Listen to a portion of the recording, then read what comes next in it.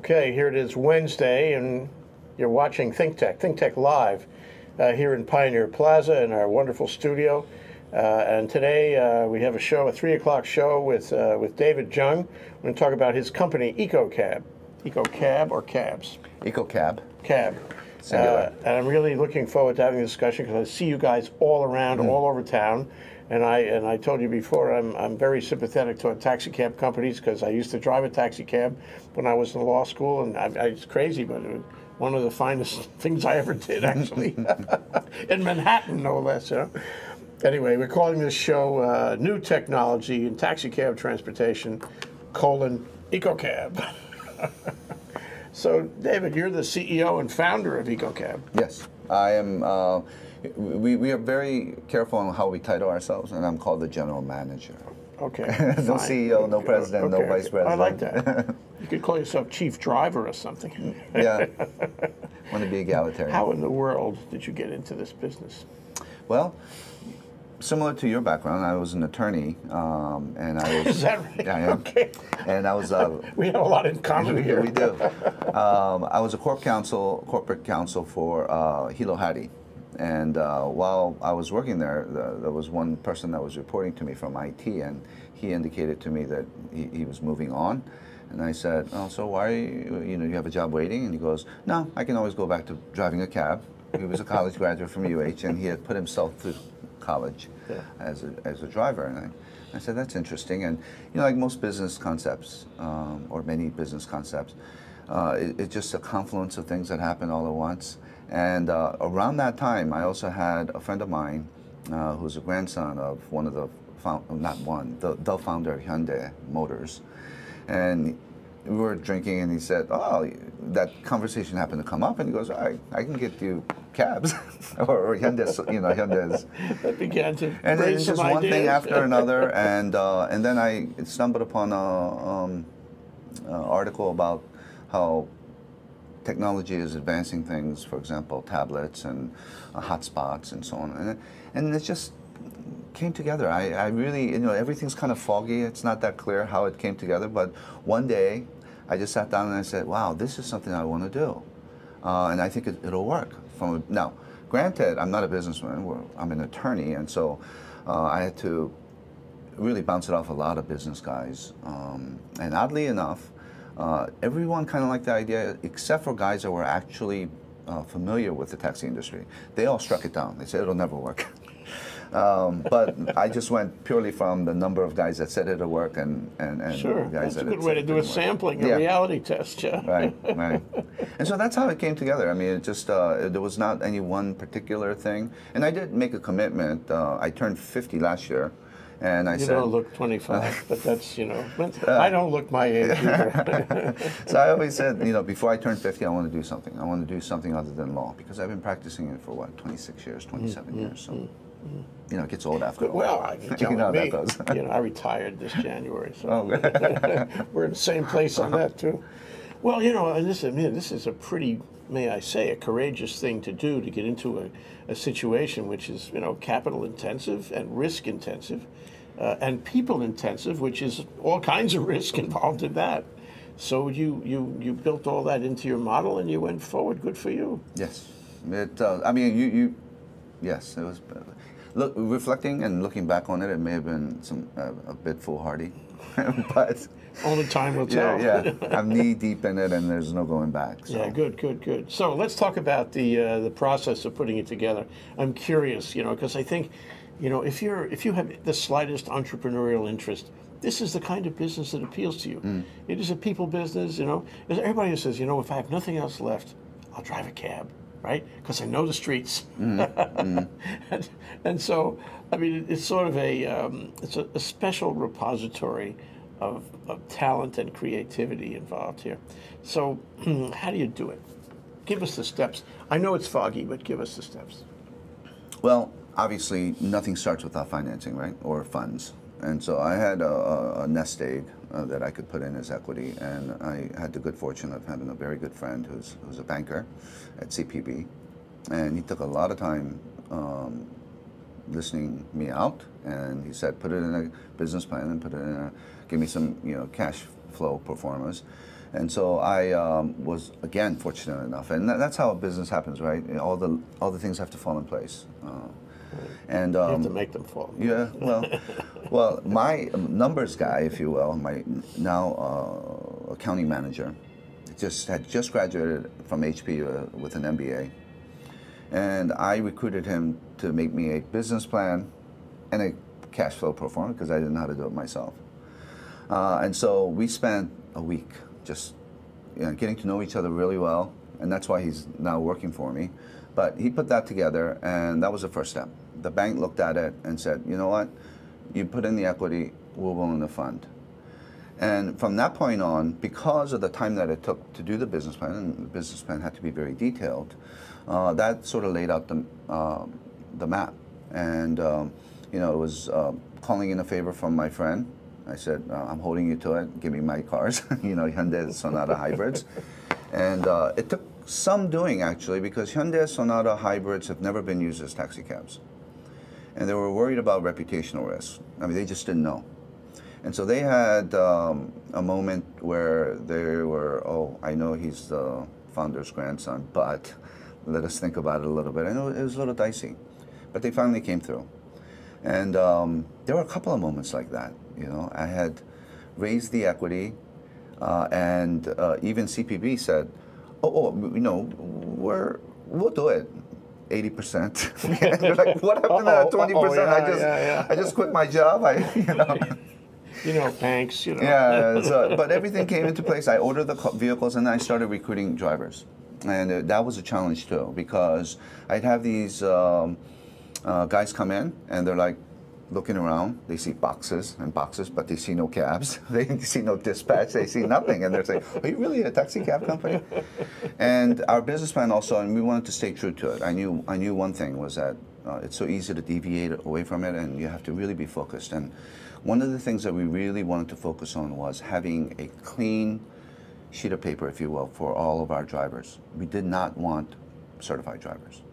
And the reason that... Starter people who hadn't driven before or hadn't driven very much? Who had never been certified. We didn't want certified drivers. And the reason is because they bring with them some positives, you know, road knowledge and experience, but at the same time they bring some bad habits too. Yeah. And I did, you know, really quick surveys on Facebook with my friends. And I have the good fortune of having friends who travel quite a bit. You know, they're investment bankers or lawyers, and so they travel quite a bit, and they have lots of experiences with cabs. And so I told them to give me the top 10 things that really upset them. And when you look at that, negative way to look at it. And when you look, and those are the 10 things that we don't want to do, or we narrowed it down to like 3 things actually that we absolutely don't want to do. And that's why our drivers are, you know, English is a mandatory requirement, not just to pass the test because it'd be a challenge without it. But it's also, we feel like, you know, communication is very important, so you have to be able to speak. The user experience. Right. And our cabs have to be clean. And if I could take a step back, as part of that coming out with that business plan, we used 2 particular models. One was the Japanese cleanliness of cabs. If you've been to Tokyo, oh, those cabs are so clean. Yeah. And then the other one's, of course, the famous English black cabbies, because the black car cabbies, it takes 4 years to pass that test. They know every nook and cranny of London. And London is an old town, right? Or old city, so some of the roads aren't even named. Yeah. And so those are our sort of targets, if you will. That's what we want to aspire to on those 2 levels. Yeah, perfect. Okay, and then you're going to build in now a hybrid instead of a conventional car. Why that?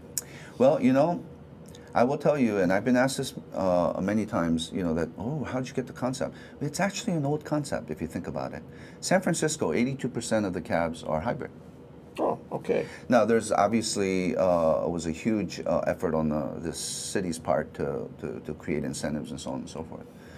But that incentive only lasted for about a year and a half, because because of the incentives, the drivers or the companies started converting to hybrid. They realized, oh, A, customers like it because it's eco-friendly, and San Francisco is a very eco-friendly city. B, it costs me a lot less in gas. And C, these cars last forever. And so those are the 3 things pretty most compelling important. Right there. So that's why 82%. And I think Boston is, if I'm not mistaken, close to 50% hybrids. So it is actually not a novel concept. It is a novel concept in Hawaii because we're the first ones to do it. But nationally, it costs a little more, yeah. It does cost a little more, and I think it's a short-sightedness of the existing industry.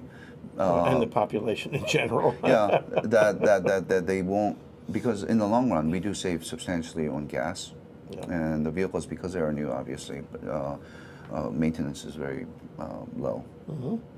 You also get into technology, and just as a preface to that, at this table we had the developer or maybe the salesman of the system that Charlie's Taxi uses now, which is pretty sophisticated, and which is reminiscent of the system in New York City, which is also very sophisticated, with the credit card ability and with GPS maps and all kinds of information for the customer.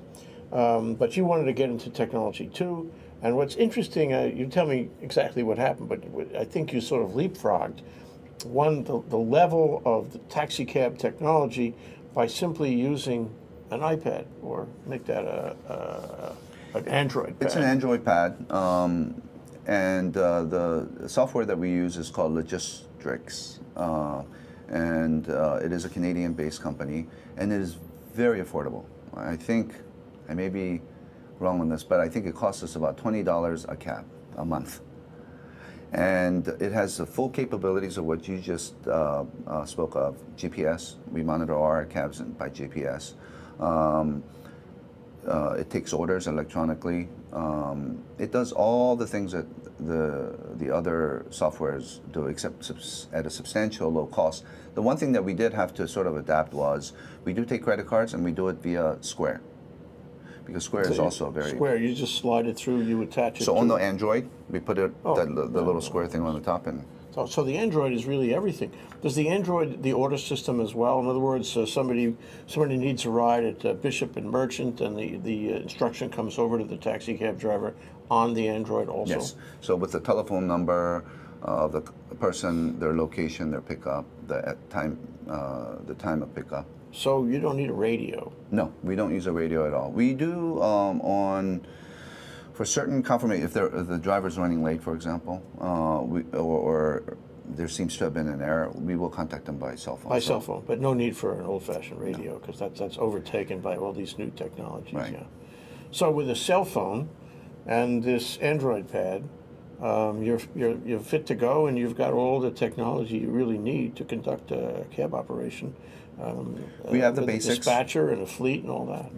Those are the basics, and then we've, of course, in this day and age, we wanted to sort of upgrade because it's so readily available, the technology, and that is hotspot in the car. So if you come into a cab, you don't have to use up your minutes. You just log on to our... Yeah, great. So there's a hotspot there. So you just put a note in the car, and, right. And so the driver can use that, does use that for not the iPad, the Android pad. Right. So it's and something so the customer the same. Mm-hmm. And then the other, the third sort of technology that we employ is a tablet in the back seat. And so when a customer comes in, they'll see a large tablet in the back seat. Is this what, fixed into the seat? We've attached it to the seat, or by a mechanism to be right in the middle of the vehicle. And the good thing about that is, of course, they can check their emails. It's just like a tablet. I mean, they play Pandora's, I don't know if you're familiar with Pandora. I wasn't actually. Sure, little music. Little music. Everyone seems to have a Pandora account, and so they press it and they put their account. That means they can listen to their music as opposed to the driver's music. Pourquoi non? Why not? All right. And the Bluetooth technology allows it to be connected directly to the speaker. So, and the Hyundai, because it's a newer vehicle, has wonderful sound system. I got to take a ride in one of your cabs. I may just ride around all day. That's David Jung. I'm Jay Fidel. We're doing Think Tech. We'll take a short break. We're talking about EcoCab, new technologies in the taxi cab transportation. We'll be right back.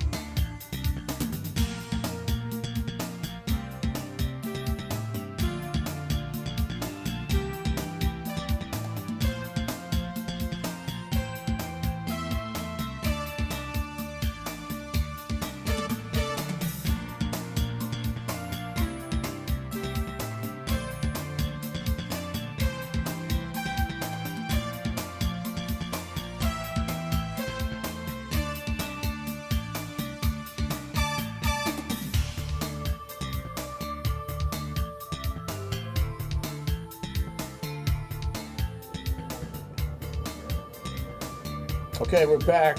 We're Think Tech. We're live here on a Wednesday. I'm Jay Fidel, and with me is David Jung. He's the, what are we calling, the chief driver? No, General manager. General manager, thank you, of EcoCab, which is a 1 year old, not quite 1 year old taxi cab company in Hawaii with all kinds of creative things, and it sounds to me like a great user experience. But it's more than that, because you're socially conscious and you're involved in complete streets and the whole notion of making sustainable transportation, at least in Oahu. Tell us about your view of that and how you're implementing that view.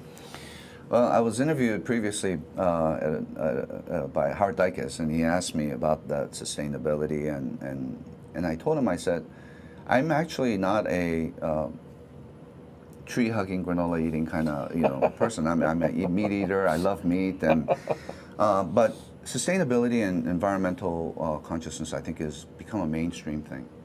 It's something that it used to be something that was emanated from the Northwest, and people but addressed a certain way. It's no longer that. That's no longer the case. I think every soccer mom wants to conserve. Every soccer mom hears it from their children, because that's the educational process. I've learned so much from my daughter.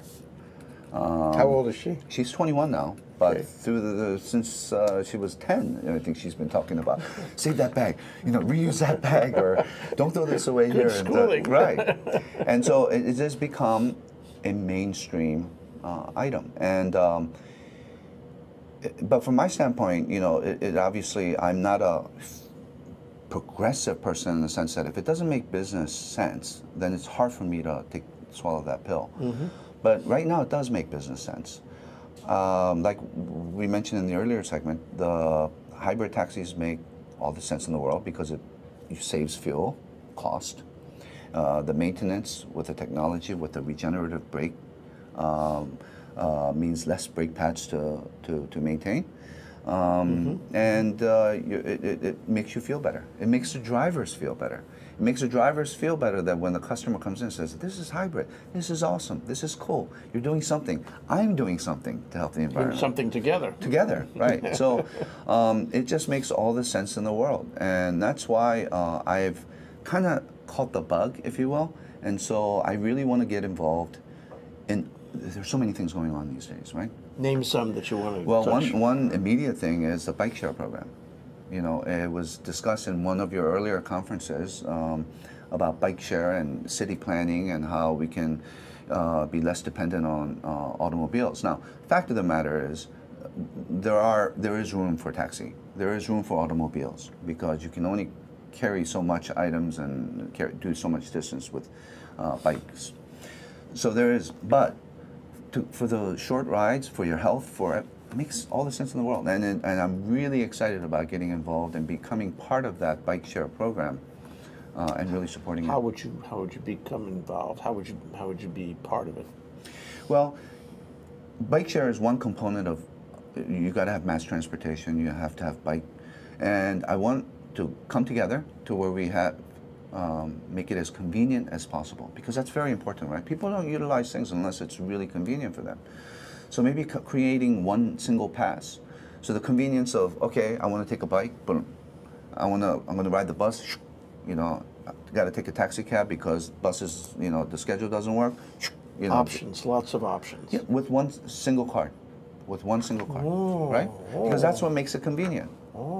And so, and the record keeping and so on. And when I get a credit card, I get one credit card statement instead of, I've just used four different. So there is, I really think that it has to be integrated, and it has to be holistic, and it has to be, at the end of the day, very convenient. And okay, well, gee, my mind floods with ideas about this. So is that like the octopus card in Hong Kong, where you have one card and it takes you on various, may I say, multimodal methods of transportation? So it's not just, the EcoCab, it's the bike share, it's everything? So I'm not familiar with the octopus card, but multimodal is a word that we've used a number of times when Asia Erie from EPA got me interested in this, and she asked, I think there's room for taxi cab, and I think there is too. And we've used that term, multimodal, and but it does have to be as convenient as possible. Let me tell you a short story. I just came back from New York City. I mentioned this in the program on Friday, the Clean Energy Day. And we were staying at a hotel right next to the Grand Central Station, which is Midtown personified, lots of traffic, it's on Park Avenue, the upper end of Park Avenue as you go into the old Pan Am building and so forth. And there's a bike share there in the shadow of this huge railway station, and there are hundreds and hundreds of bikes lined up, the kind you can take out with your credit card and ride in Midtown Manhattan on 42nd Street. You can ride through Times Square with a bike it's only a couple of blocks away. And I looked at the number of bike places and the number of bikes, and I saw that most of them were out being shared. It was very popular. It was amazing. We can do that here.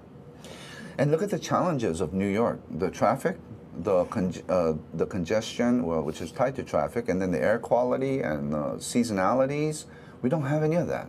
Yeah. Our traffic relative to New York City is minimal. Yeah. The air quality, I mean, what better air quality, right? And to breathe in as you're puffing and puffing. And then the weather, 365 days. I mean, besides a little rain, Yeah. So, okay, so then, and that, I'm happy to hear you say that, because I think there is a continuum between what you're doing and what the Complete Streets program is doing. But, it occurs to me, as it has for years, in fact, from the time I got here, which was almost 50 years ago, that we need taxi cabs in at least in Honolulu, and probably all over the state. And the old Cadillac Cruisers that you used to see, these really big, expensive Cadillac cars for taxi cabs, that's not a good idea. It's little cars. It's efficient cars.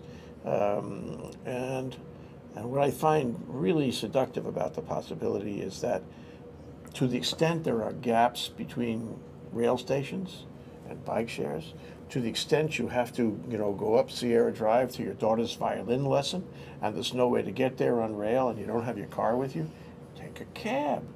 Let's have lots of cabs. Let's have quick cabs, efficient cabs, friendly cabs, and they will connect all the parts. That's what I think. I couldn't agree with you more, and I think that even you look at the airport, for example, and that's something that I've been really thinking about quite a bit. Airport has approximately 400 cabs servicing the airport, and they are all large cruiser SUVs and Cadillacs. Why? Because the average load in the airport is 1.7. That's less than 2 people. But occasionally you have 4 or 5 people.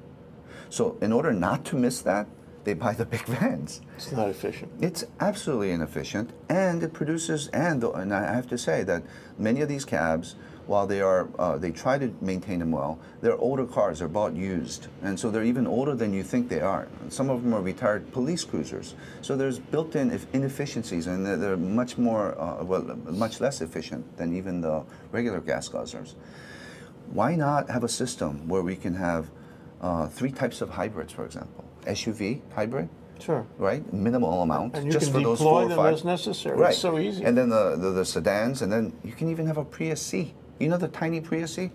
I was talking to a friend of mine. It's really, it's tiny, but it still seats 4. Yeah. Okay. And the businessman that comes up, for an overnight trip, and if he's asked, would you mind taking the Prius C because to help the, who's going to say no? 99.99% of the people are going to say, absolutely. Sure. This makes my day. Did they get a price break for that, for the small car? Well, we can, that's something that the city has to work with, and but price aside, right? Right, it doesn't matter really. Yeah, price aside. I mean, everybody wants to help the earth and be more efficient.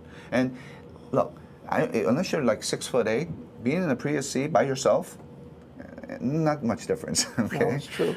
So what about the possibility of car share? I mean, could you evolve into that? That's a good question. The car share and you taxi. have to come back and tell me later, about maybe a year or so from now. We'll talk about the Google automatic car, the driverless car, and we'll talk about car share. Sure. I mean, I will say this from an industry standpoint. The car share, for example, that is purely grassroots, and is, for example, for a nonprofit organization, and they really are people that know each other, get together, that I think is not a problem. Where I do sometimes have a problem is in the mainland, for example, there's a company called Lyft, and they do it. They consider themselves rideshare, but they're actually a taxi cab company, and they request donations. But if you don't pay that donation, you'll never get another ride again. So that is a different. So that's why I'm a little.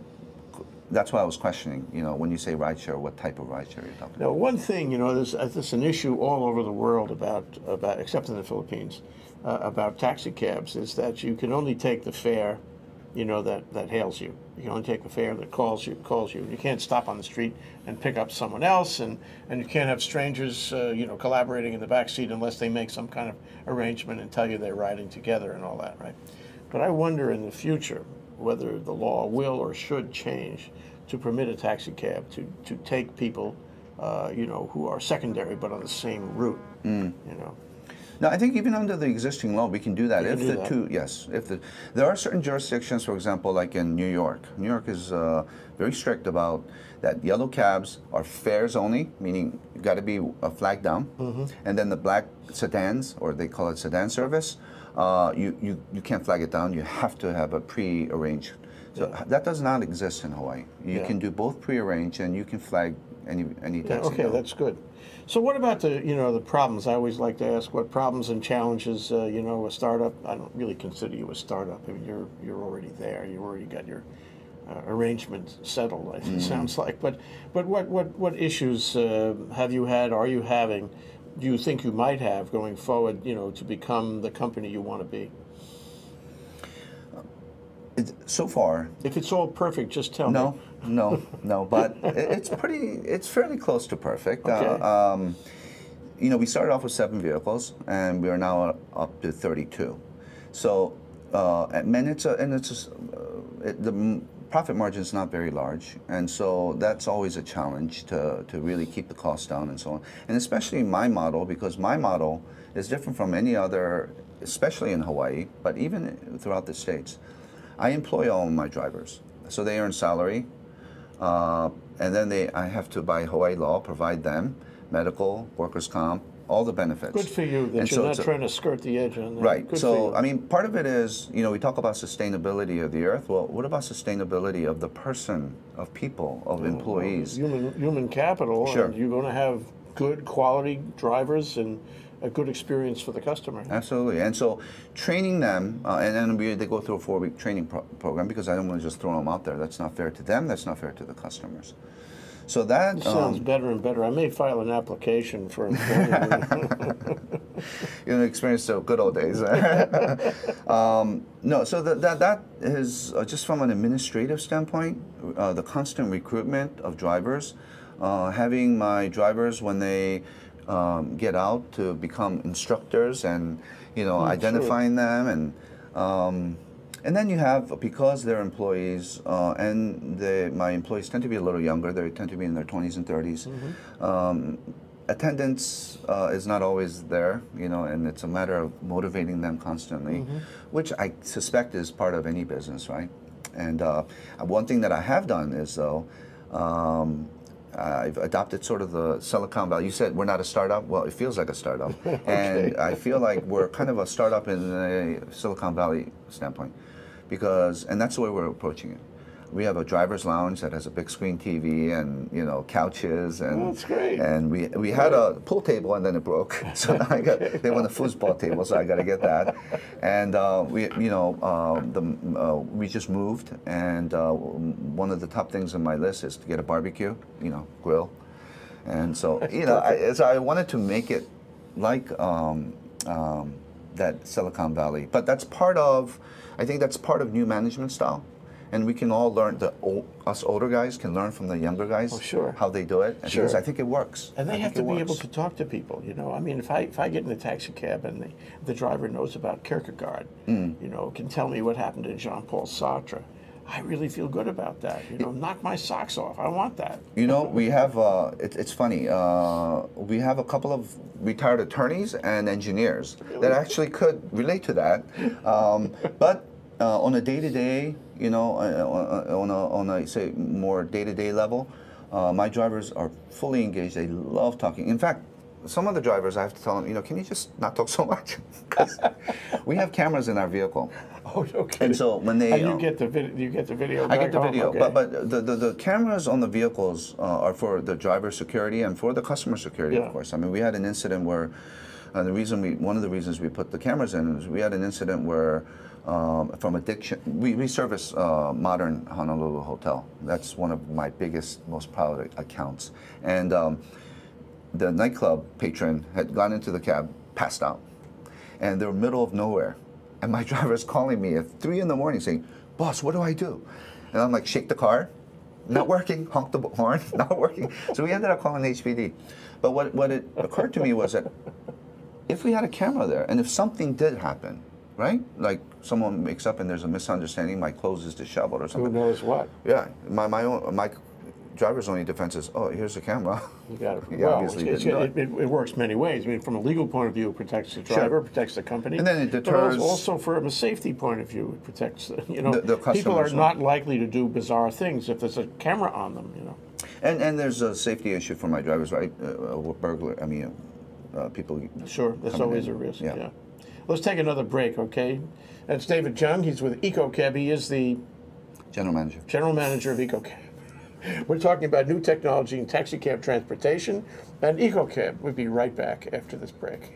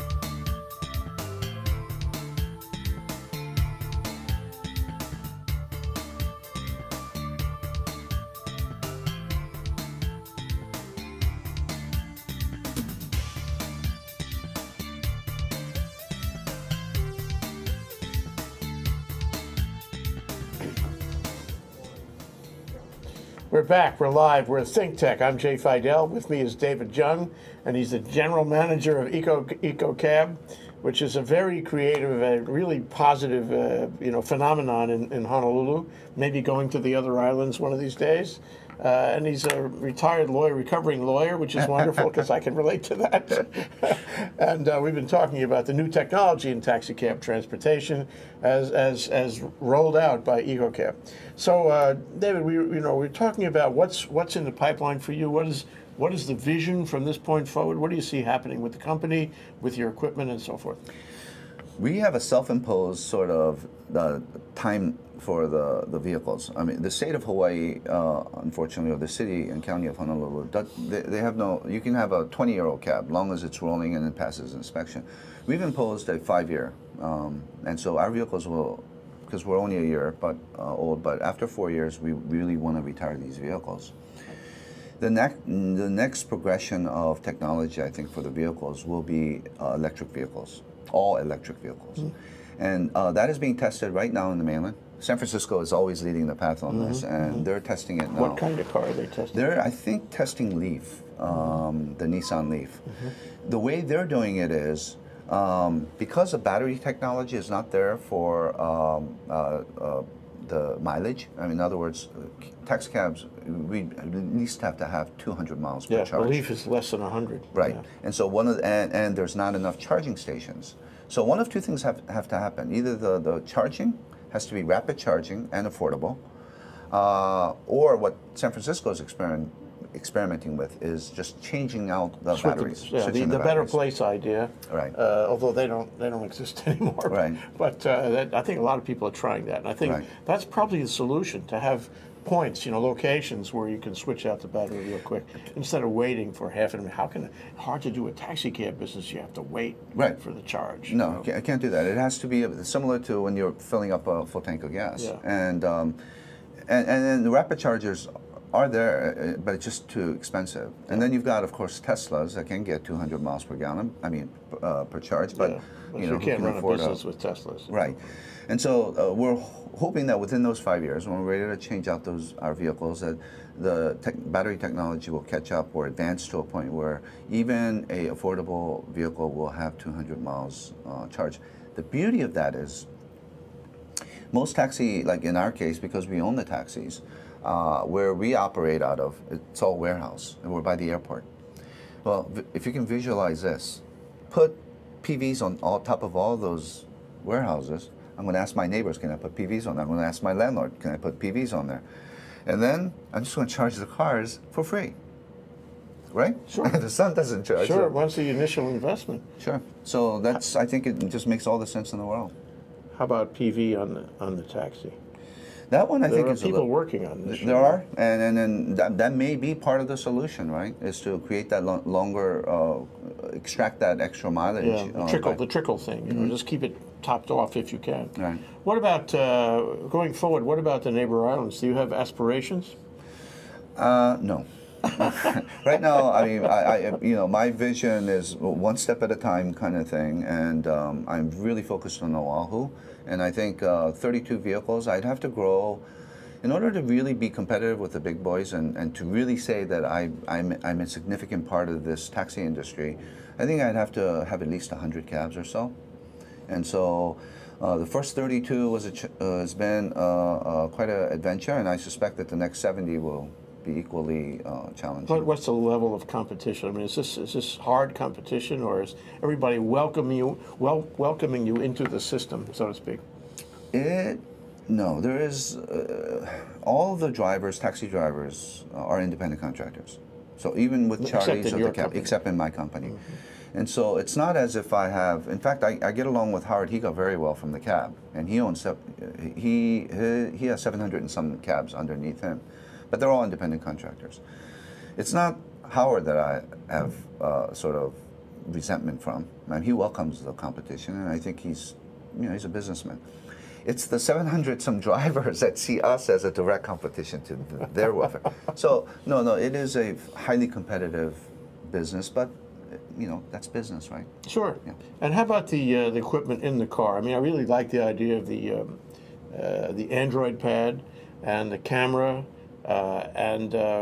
Allowing them to have a node and connect up with another Android pad that you have. I mean, this is great stuff, great design, and that sounds like you kind of invented this system, eh? Yeah, I mean, it just kind of fell together. It's all off the shelf in its own way. Because logistics says, okay, in order to use you got to have a hotspot. Well, if I have a hotspot, why don't I just put a tablet of mine, so the customers can see it? One of the things is that there are two I think we can learn so much from other types of industry. One of the reasons I call myself GM is because we equate ourselves to hospitality. Right. And sure, who's like the head honcho at a hotel? GM, right? General manager. And I also see ourselves as what's the highest form of transportation, literally and figuratively? It's the airline industry. So each airline now, even in the economy seats, are having their own movies and screens, tons of millions of movies. And what else do they have? They have throw-up bags. Well, we got throw-up bags in our car. No contingency left. These are things that you learn and I think part of it is because I'm not from the industry. I really think outside the box. What box? I'm not even in the box. I don't know about the box. Yeah. The best marketing is the user experience. I think so, yeah. Yeah, but Frank DeLima, you need Frank DeLima. Do a little marketing with him. I don't think he would. Too expensive. Thank you. And one of the things for me is that our marketing budget is really tiny, and it wasn't budgeted that way, but it got sucked out of other things, unanticipated things, as you know, it usually works out that way. Yeah. But it hasn't hurt us in that we did not anticipate the level of word of mouth. Word of mouth is just incredible. And we have, I will tell you this, and one of the challenges is that our average wait time for our cab is unfortunately about 10, 15 minutes. Most other cabs is 5 minutes. But when you only have 30 it's a question of the number of taxis. It's a supply and demand, and I just, you know, my demand is always exceeding the supply, which is a good thing. But you know, it's unfortunate that I can't keep up with that demand, and my passengers have to, you know, suffer at that 15. But they're willing to do it. I told my management team, this is the honeymoon period.